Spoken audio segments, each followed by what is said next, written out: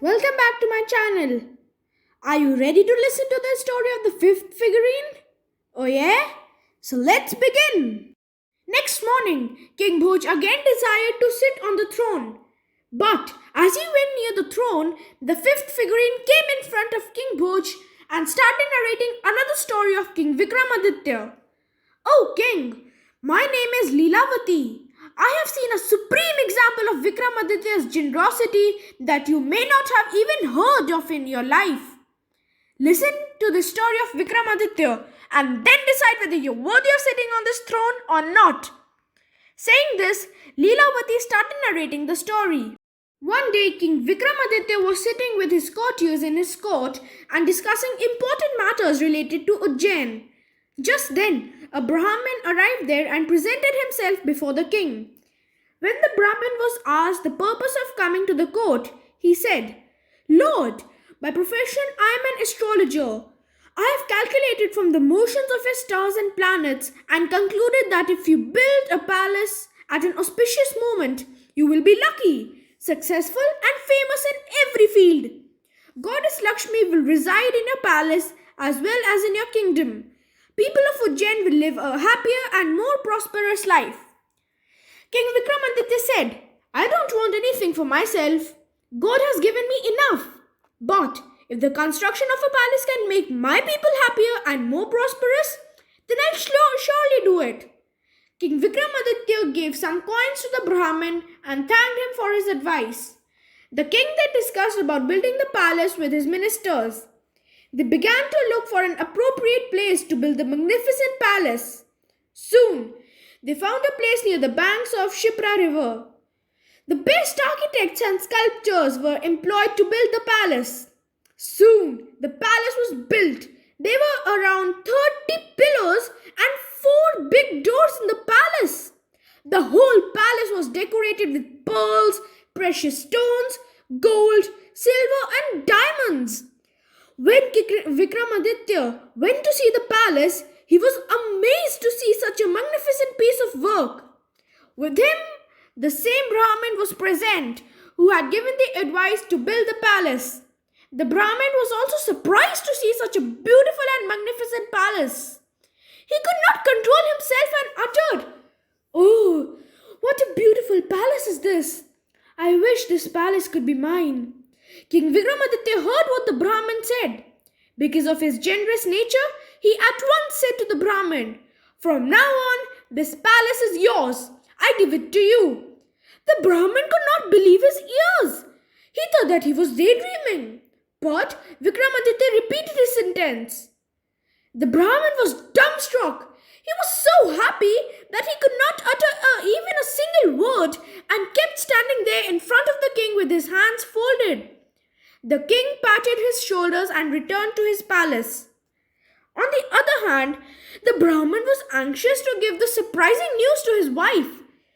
The wife of the Brahmin was standing at the door of the cottage. When she saw the Brahmin coming empty-handed, she felt very angry. As soon as the Brahmin entered the cottage, she shouted, You always said that no one is as generous as our King Vikramaditya.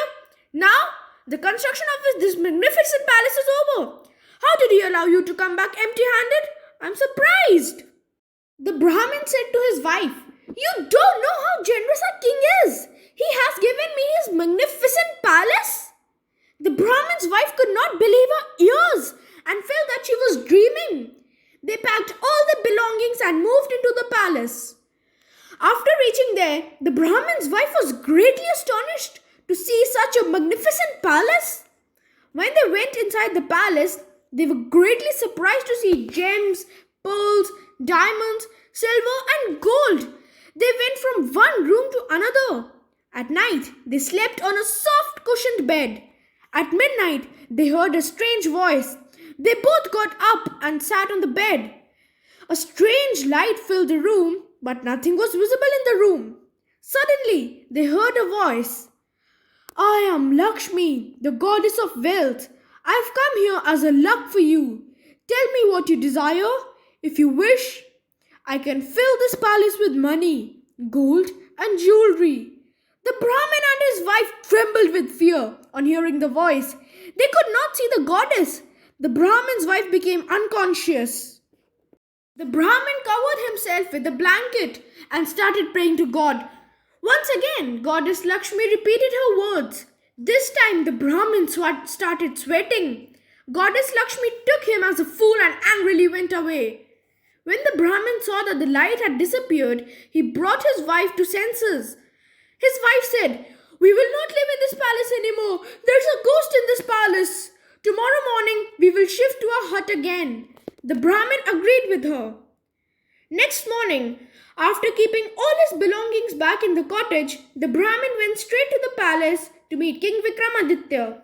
He narrated the entire incident to him and said, "Oh king, the palace is your property. Please take it back." King Vikramaditya said, "How can I take it back when I've already given it to you?" And the Brahmin requested a lot.